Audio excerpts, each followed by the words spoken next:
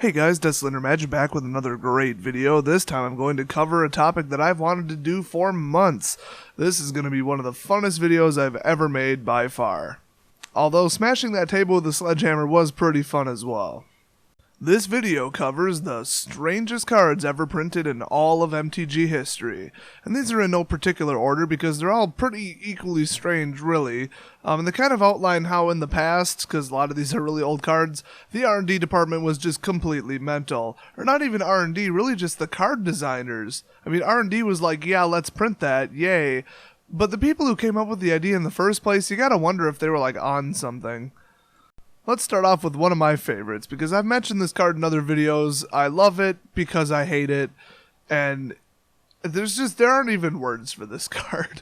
It's Battle of Wits. It reads, at the beginning of your upkeep, if you have 200 or more cards in your library, you win the game. Now you're probably thinking what I'm thinking if you've never seen this card.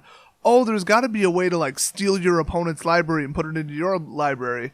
Nope, you got to build about a 215 card deck or so to get this working. I've never seen anything like this. There's never been anything printed like this. Now here's the real mystery. This was printed 3 times. They thought it was good enough for a reprint. This was 9th edition, M13, and Odyssey.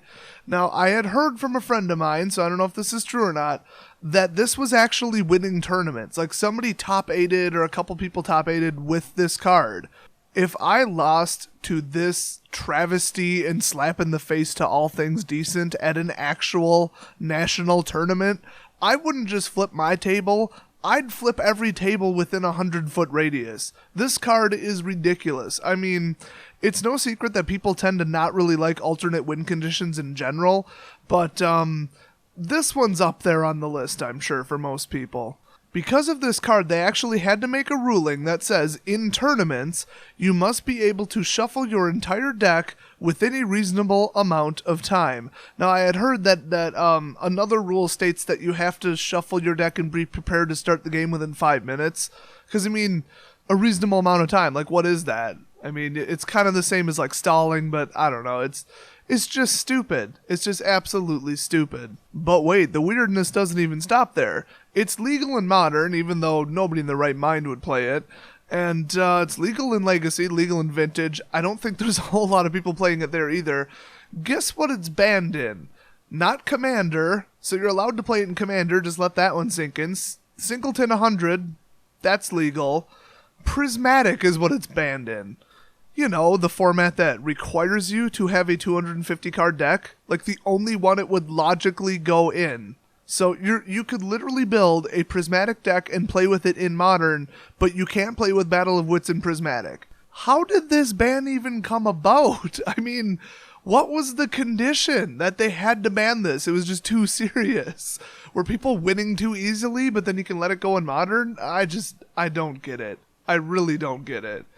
Next up, we've got a 2-for-1 special because they just couldn't keep the stupidity to one card. Now, this is back in Alpha and Beta, and, you know, okay, I kind of get that. They had no idea what they were doing back then. But it reads, Chaos Orb, I should say, is flip Chaos Orb onto the playing area from a height of at least 1 foot. This is not an unglued card, people.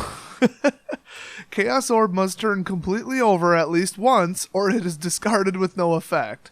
When Chaos Orb lands, any cards in play that it touches are destroyed, as is Chaos Orb. Falling Star is practically identical. You flip it from a height of at least 1 foot, it deals 3 damage to each creature it lands on, and then tap all creatures dealt damage by Falling Star, and if it doesn't turn over completely at least once during the flip, it has no effect. Let's just run down the list on this one. There's no rule that I know of stating that the opponent has to actually place their permanents within any kind of proximity of each other. You could just spread them out over an 8-foot table. Do you have to video record proof in case of a problem with the 1-foot rule, and does the judge have to have a ruler? What if the player is disabled and can't physically perform that action? Is your opponent allowed to blow air out of their mouth and try to move the card while it's in midair? It doesn't say they can't do that. Why is it that although these cards were banned in every single format, no, I'm not kidding, they came out with a ruling on October 4th, 2004 that it must flip like a coin and not like a frisbee? I mean, how do you have a ruling if nobody can play with it? Was it just banned later when they realized that this entire mechanic is completely stupid?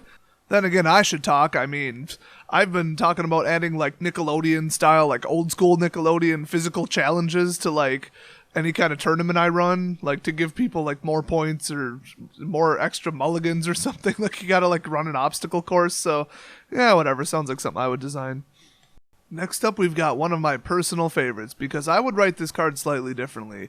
It's Shahrzad, and it's from Arabian Nights. It is currently legal in exactly no formats at all, and it makes me wonder if they had 50-minute rounds back when Arabian Nights came out, because this is just stupid.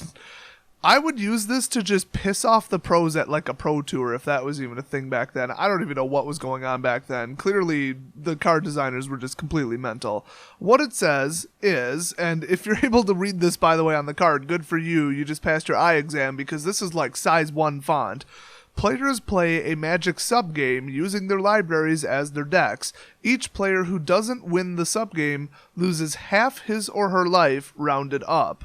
Now, that isn't actually what the card says. That's the Oracle text. This was so royally screwed up that they had to, like, rewrite the card, but then they banned it in every format. I don't get it. It must be another one of those, like, timing things.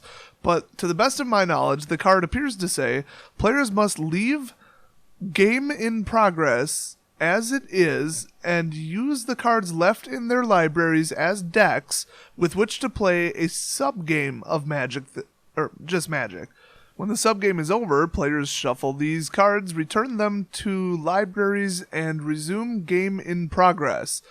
I mean, they wrote it like they took out like words to shorten it, and it didn't help. Like, I can barely make this out. This is just unbelievable. Anyway, with any loser of subgame halving his or her remaining life points, rounding down, effects that prevent damage may not be used to counter this loss of life.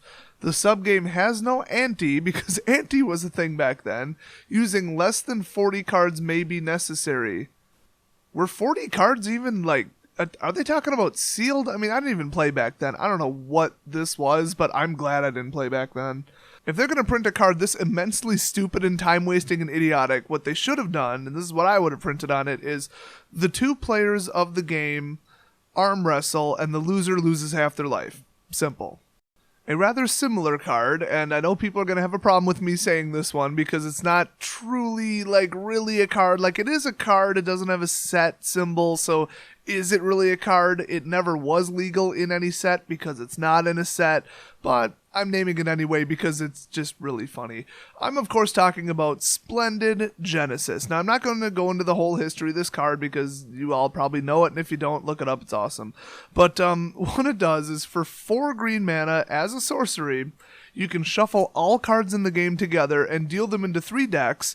The game continues with a new player. Good luck even casting anything with that color mix. I love that card. I wish it wasn't like $14,000. And of course, lastly, if I'm going to mention Splendid Genesis, I guess I have to mention Fraternal Exaltation. For 4 blue mana as a sorcery, you can sneak into your parents' closet to get a new deck. Your new brother is joining the game. Okay, really both of them aren't even like real cards. They were just they're printed in a limited run. Just look up the story, it's hilarious. Well, that's it for this video, but I'm sure there's some more weird cards out there, so there's probably going to be a part 2, part 3, part 4, and probably part 50, because they've printed some weird stuff.